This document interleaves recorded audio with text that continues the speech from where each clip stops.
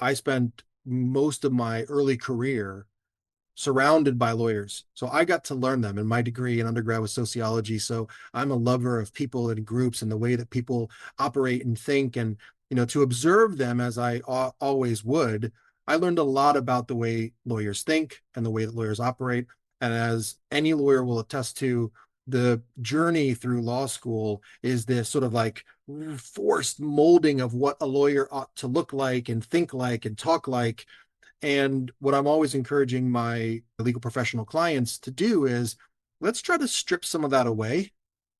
Let's keep all the learning, let's keep all the experience, all the valuable things that you've acquired along the way. But let's strip some of the expectations and the shoulds and all of that and get back to sort of who you are at your core so that you can operate in a unique way to you, but also in an authentic way. And that becomes something that becomes much more consistent, much more confident in the way that you deliver that. And then your clients feel that as well versus reinventing yourself. Who am I going to be today? What lawyer does my client need me to be today? Yes, circumstances require a different approach, but not a different person. And I think that I'm always curious to see who you really are. I mean, that question, so who are you, can be really uncomfortable and confronting for a lot of people, especially lawyers, when they've worked so hard to create an image or a persona around who they are as a legal professional. So I like to strip that away and kind of get back to, if you were to do this exactly your way, what would it look like?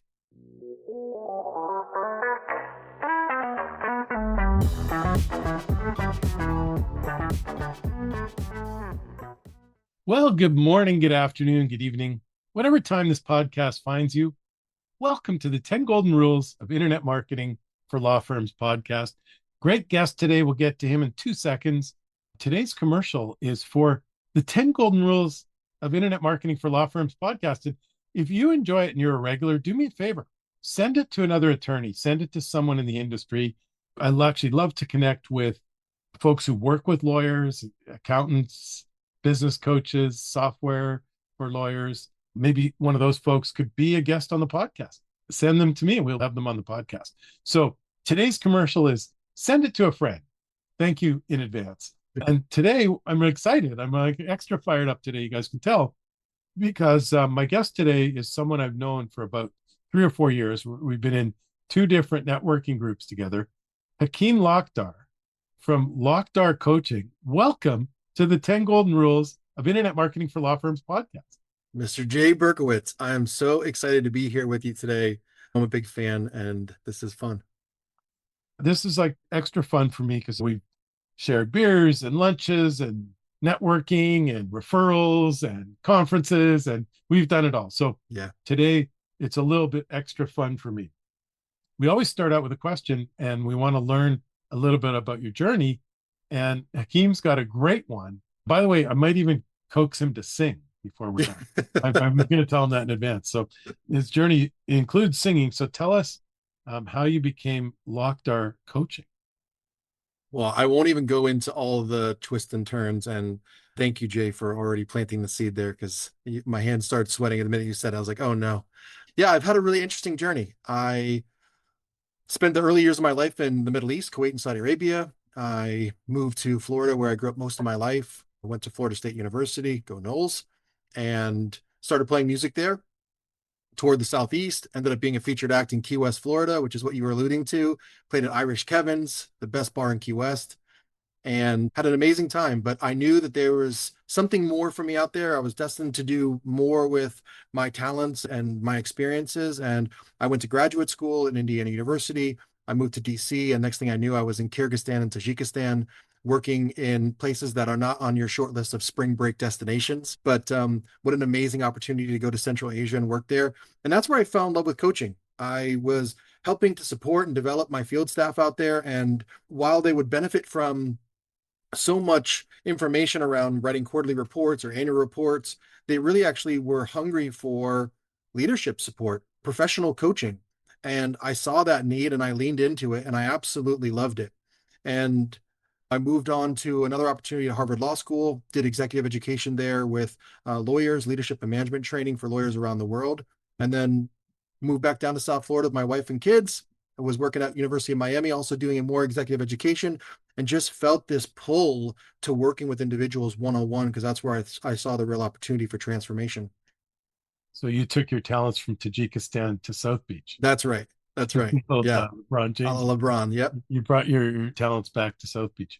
That's awesome. So Hakim works with a lot of attorneys. He also works with a lot of folks who aren't attorneys. Yeah. But tell me about your company and the current role. And you do a kind of a unique approach to coaching. You aren't as much about the doing, as you explained it. You're more about how you do it. But Yeah. I'll let you say it in your words. Yeah, thank you. So Lakhdar Coaching has been around since 2019. It's a one-man show. I have a lot of people who support what I do in terms of helping me on my podcast and social media and things like that. But in terms of what I do and who does it, it's me. And I love that because I get to interact with my clients very intimately throughout our engagements. And as you said, we're spending so much time, and myself included, focused on what we need to do more of, what we need to do better, and I really like working with my clients on who they're being while they do it. And that understanding of who they are being, what they are feeling, what they are experiencing, what they love, what they don't love, what they're good at, what they could work on to improve. As they're doing all of these things that we're being, sort of encouraged and sometimes even pressured to do, whether it's self-imposed or not, that piece of it, the being piece of it, the understanding what it means to lead oneself before leading others is really the essence of my coaching. There's a couple terms that keep coming up in my sphere, Mm, if you will. One of them is nonviolent communications, NVC, and the other yeah, one is emotional intelligence.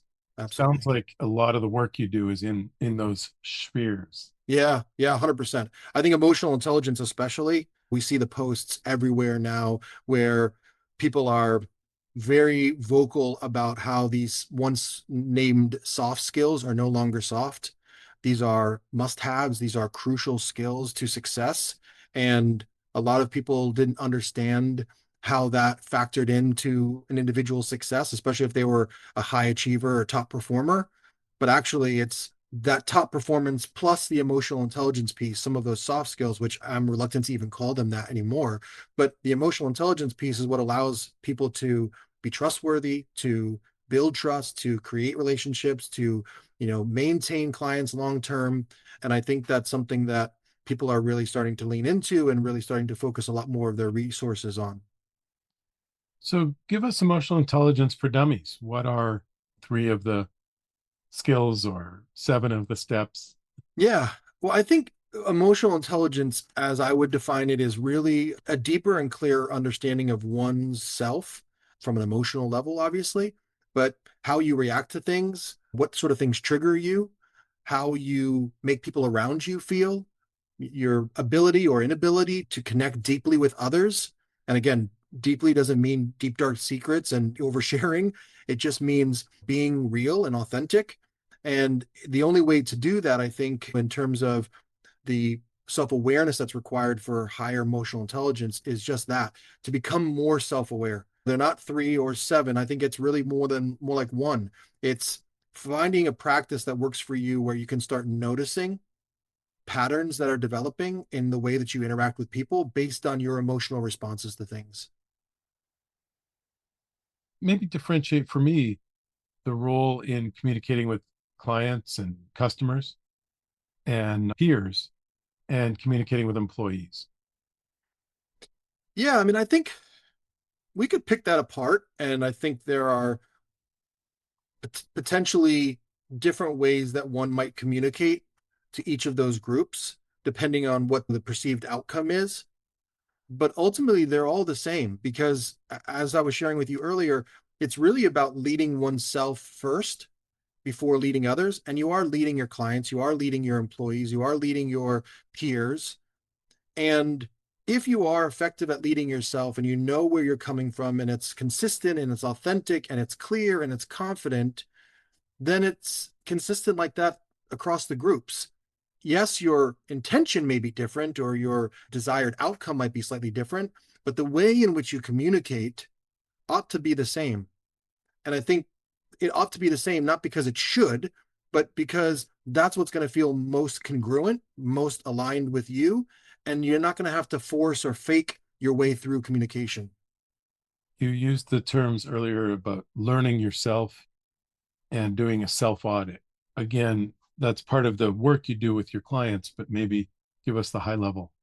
Well, Yeah, how someone can do that. Is there a book? Is there a course? Or there are lots of interesting books around this. Anything that you can look up, if you just Google self mastery, for example, that's really good. Andrew Bryant is another godfather of self leadership, which is the core of my coaching, leading oneself first and foremost. But I think that the essence of self audits or self leadership or self awareness is really doing it from a place of non judgment. And that's the real crucial piece, because it's one thing to notice things about oneself, but then if you spiral into judging yourself and beating yourself up, because we all are our own harshest critic, right? I mean, once you start to notice those things, do it from a place of light, easy fun, rather than this place of like overly critical, over judging yourself, because then you're going to spiral out into a different direction and you're not going to benefit from the learning.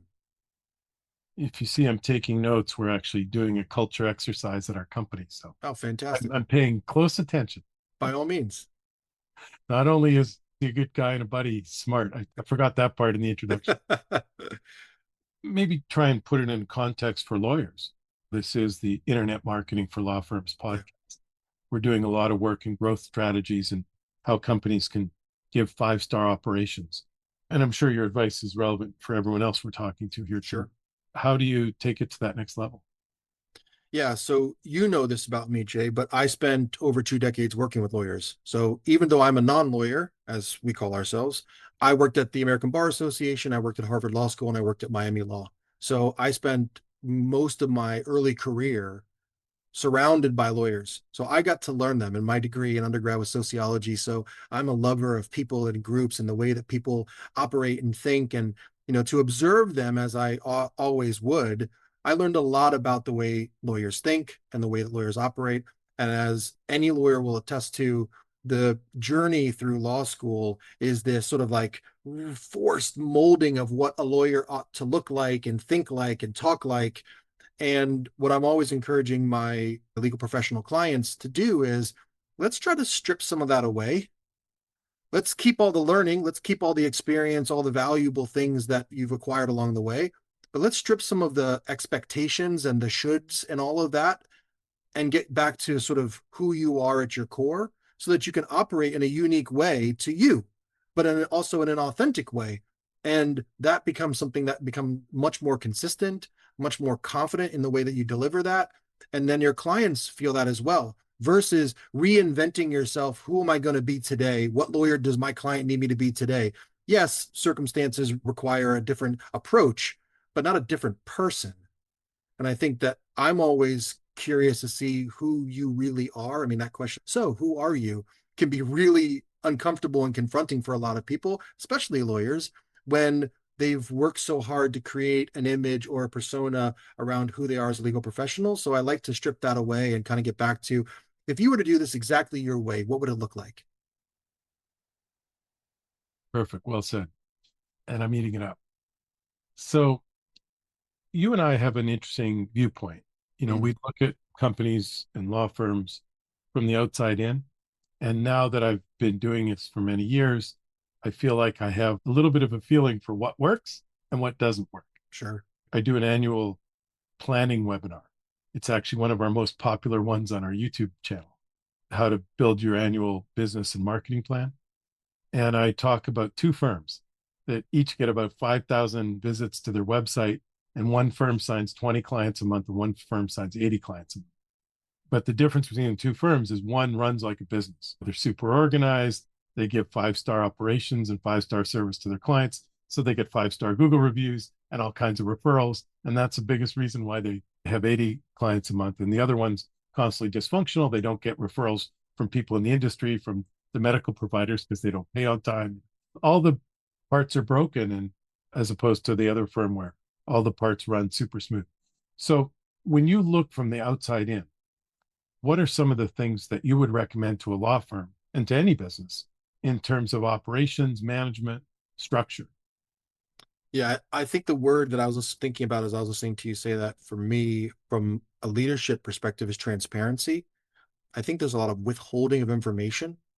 Oftentimes, there's a lack of clarity in vision or what we're all working towards together. My role might be different than your role, but we're all working towards a common goal, or at least that's the assumption.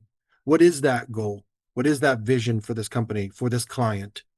And I think that the resistance or the hesitation that people often encounter in sharing, whether it's the clarity that they have around that vision or the lack of clarity, more importantly, when people have questions, people get up in their heads and they start to judge themselves. Their inner critic gets quite loud and says, don't ask that question, you're going to look silly. Don't ask that question, it's going to undermine your authority. And so things don't get talked about.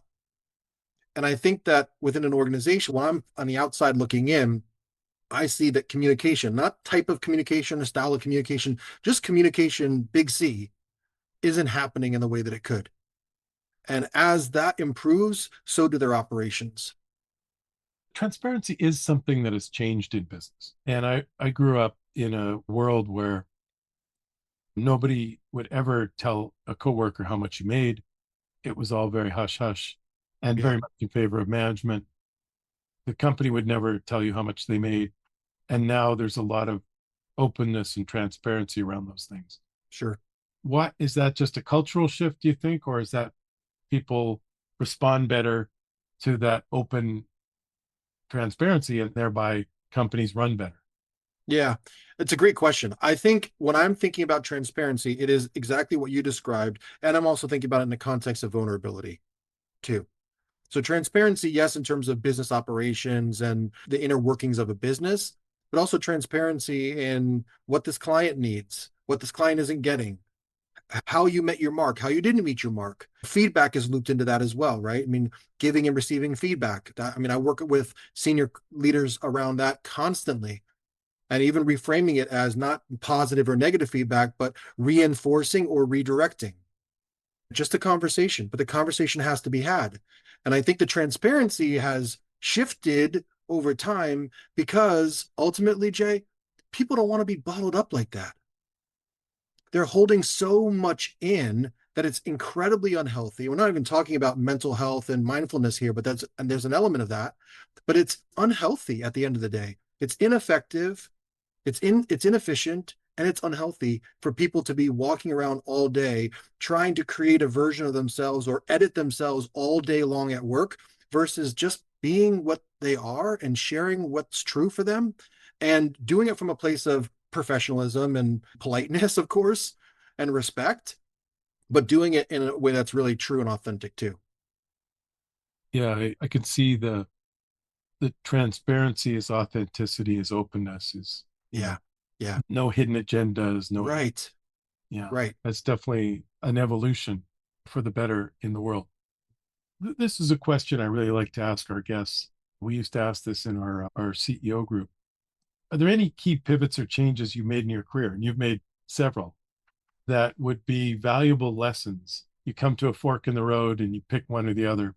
What are the lessons you've learned that maybe would be valuable for a young attorney or a young business person looking at two paths? Yeah. I'm never banging, you know this about me, Jay. I'm never banging the drum of leave your corporate job and go do what you love and only what you love. I'm a bit more realistic than that. Of course, I want people to love what they're doing. Of course, I want people to feel connected and aligned with the work that they're doing.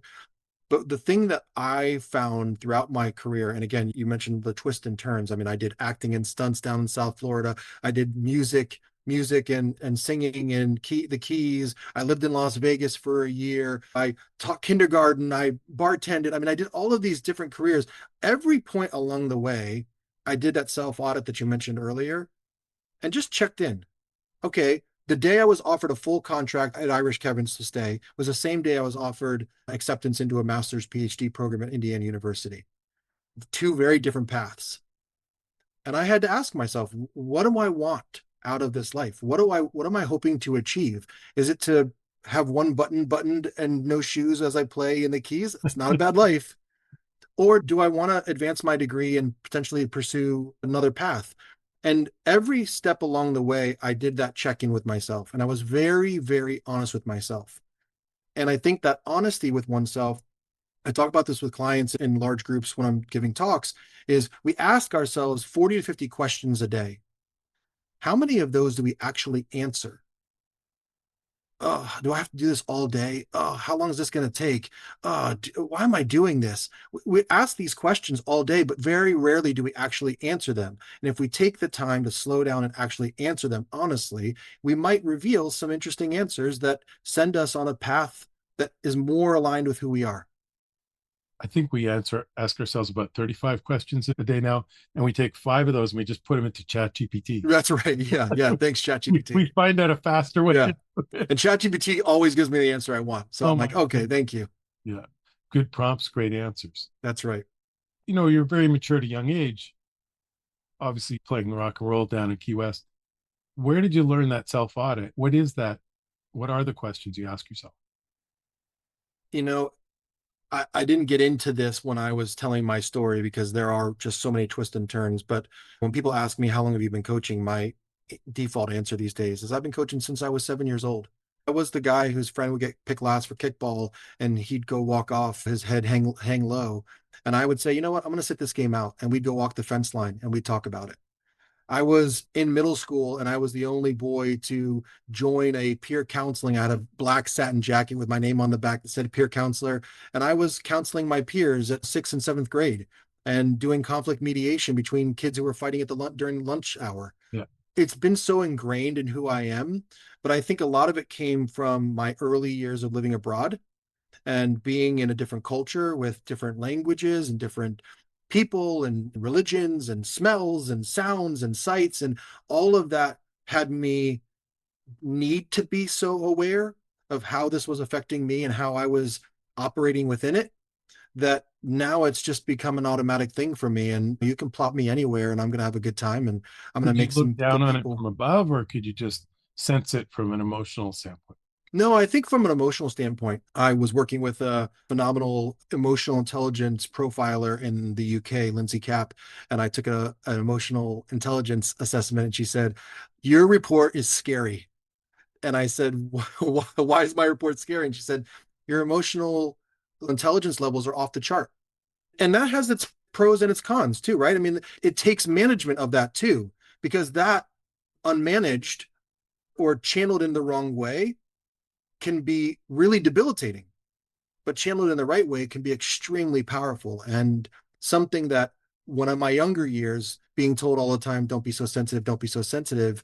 In my later years, came to realize, wow, that sensitivity is actually a superpower for me. I'm just taking a sneak peek here at your disc profile. Are you familiar with disc? I am familiar with DISC. I can't remember. It's been so long. It's probably 10 years ago that I did my own DISC assessment. It But I says think, yeah, an initiator, charismatic, visionary, and sociable. yeah, DI is dominant and influential. yeah, So you're like a leader and a dominant type of personality, and also the life of the party. yeah. We use an assessment on a company I work with also out of the UK called the Training Rock, and it's based on Carl Jung's personality types. And we use animal influencers, and it's really actually quite fun. And I'm a lion and a dog and an ant.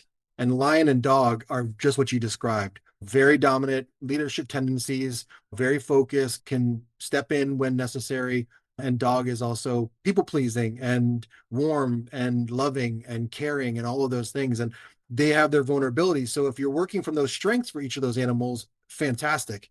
If you're working for their vulnerabilities from each of those animals, you're going to be a nightmare. So it's really about channeling that and being aware of what you default to. And that's the self audit, that's the self awareness, that's the self leadership piece. There's a book called Taking Flight, and they describe all the disc profiles as birds. Mm, So the D is an eagle, yeah. soaring above, looking down, dominant leadership. The I is the parrot, typically a sales personality, life of the party. The Mm-hmm. S supportive is the dove, which is be closest to the dog. And then the wise owl is the C, the numbers person, I typically like that. CPAs and lawyers. Most of the lawyers I talk to are CDs. So they're dominant because most of the guys I'm speaking to are business owners Yeah. and probably the business manager of the firm. If I'm talking to the trial attorney, They're the C's, they're the very detail oriented, like CPA Yeah. lawyers almost. Yeah. Makes Oh, sense. interesting. What's your why?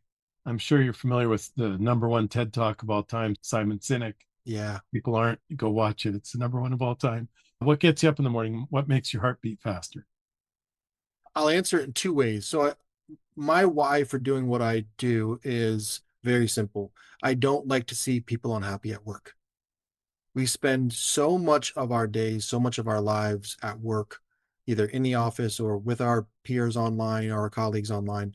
And to see people struggle through their workday, anxious, worried, stressed, burnt out, overwhelmed, whatever it might be, it genuinely pains me to see that. And typically, what I see is those people are operating that way because there's a problem at the top. It usually tracks back to poor leadership. So for me, rather than going around to every office and giving everybody a hug, I'm going right to the leaders and saying, let's get you to a place, and this is my other why, where you can love your leadership. I want to see you loving your leadership. It's not going to be all day, every day. I know that.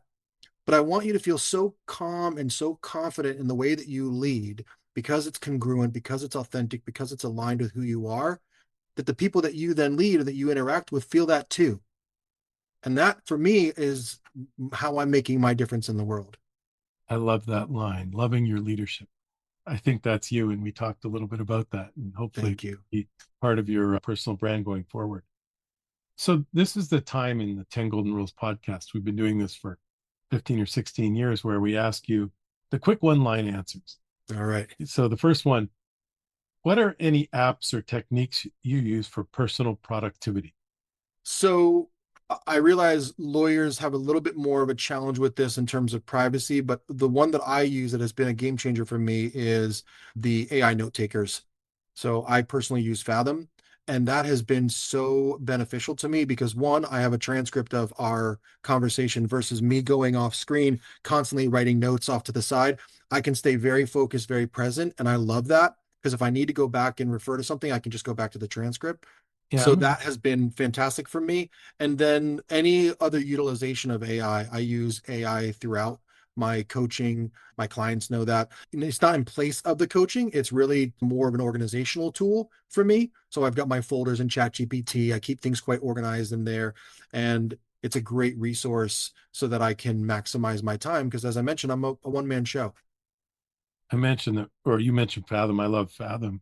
Recording this on Fathom right now. And what it does is it records the video and audio, it transcribes the video and audio, it creates a summary of the call, it Yeah. creates a summary of next steps, who committed to do what. You can download the transcript. I've used it actually a lot of times, downloading the transcripts into advanced GPTs. Yes, I've used it to compare candidates for jobs. for sure. I We're using it for sales coaching.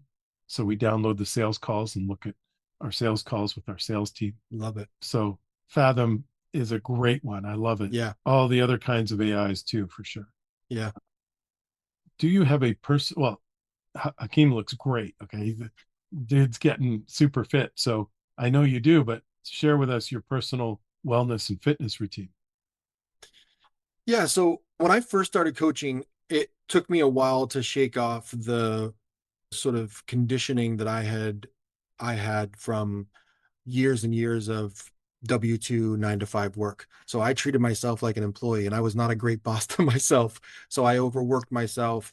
I think you may know that in one of my earlier years, I gave myself pneumonia for 2 months and I was in the hospital twice because I had just burnt myself out trying to be 100% dad, 100% husband, 100% coach, 100% business owner, son, brother, all of those things. And the reality was I needed to create some time for myself so I could be my best self. And it's the old adage of put your mask on before you put the mask on to the person next to you. And I wasn't adhering to that. So I have been very conscious of that in recent years where I create time for myself in the morning to journal. I create time for myself to set my intentions for the day.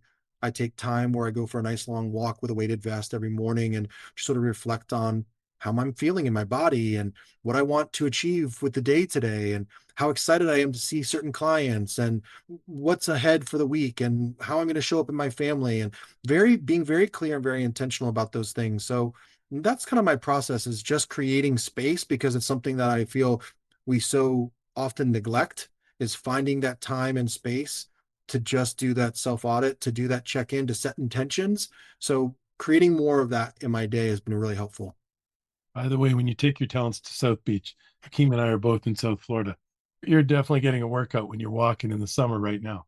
That's right. Yeah. What is the behind the weighted vests? I've been seeing them a lot lately.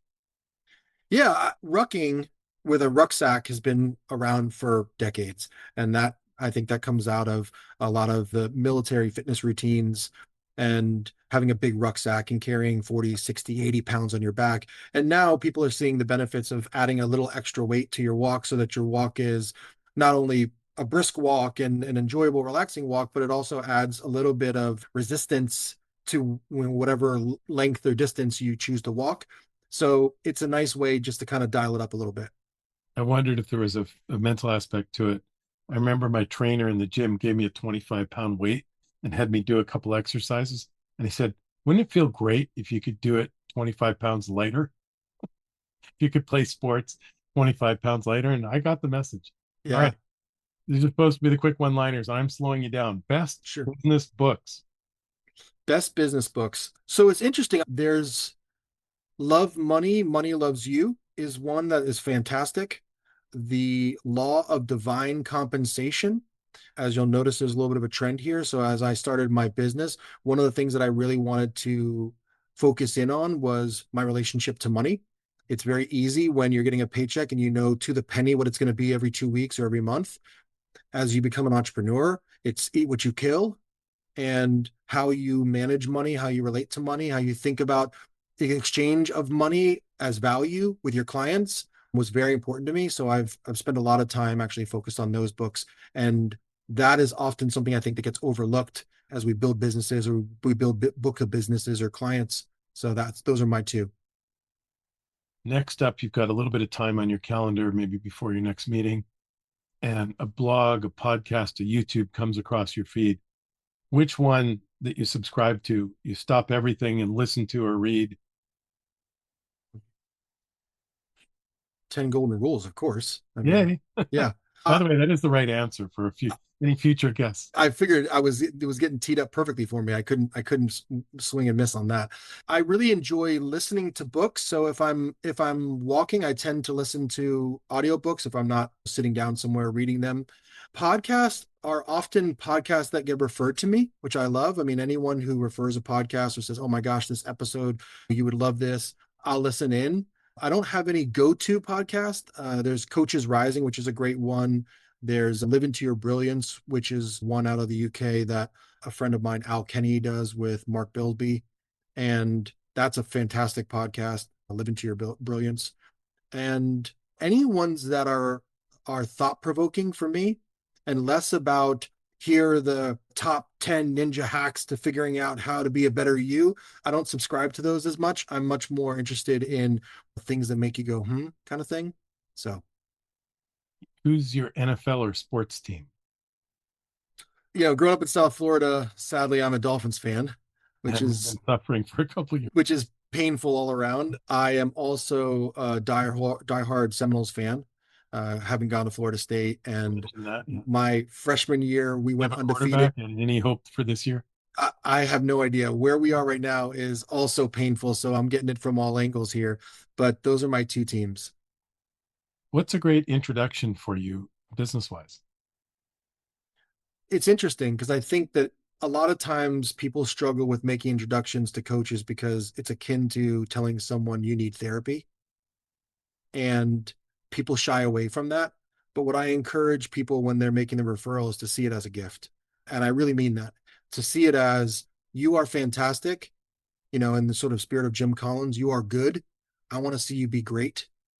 This is the guy that's going to make you great. This is a guy that together you guys can get to a place where you are loving your leadership. You are feeling like you're great at what you do, and the results then show for it. So I think it's really anybody, business owner, senior professional, aspiring leader, anybody who's committed to putting in the work, anybody who sees an opportunity to level up, anyone who's wildly successful but feels like there's something missing and they're curious to see what it is that they're not seeing, I have that unique perspective, not being their spouse or their leadership team member or their business partner. I'm their champion. And to be in that conversation and to, reveal some of those things that they may not see or they've chosen not to look at perhaps over time are always really fruitful conversations. And if you think Hakim is a fit for you or someone you know, where can we get in touch with you? You can find me on LinkedIn. I'm pretty active on LinkedIn, Hakim A. Lakhdar. I check my messages regularly. I respond to most comments that I see on posts. You can also reach out to me via my website, lakhdarcoaching.com, or of course via email, hakim@lakhdarcoaching.com. That's LAKHDAR. Thank you. LAHDAR. That's right. And links in the show notes, of course, and down below in YouTube, wherever you're watching or listening to this. Hakim, this was lots of fun. As It always, was. learned and was entertained and enjoyed our time together. Thank you. Thank you, Jay. I love being in conversation with you, and I'm excited to see what you continue to create through this podcast and the important work that you do. So keep it up, brother. Thank you, my friend. Thank you for listening to the 10 Golden Rules of Internet Marketing for Law Firms podcast. Please send questions and comments to podcast@10goldenrules.com. That is podcast@tengoldenrules.com.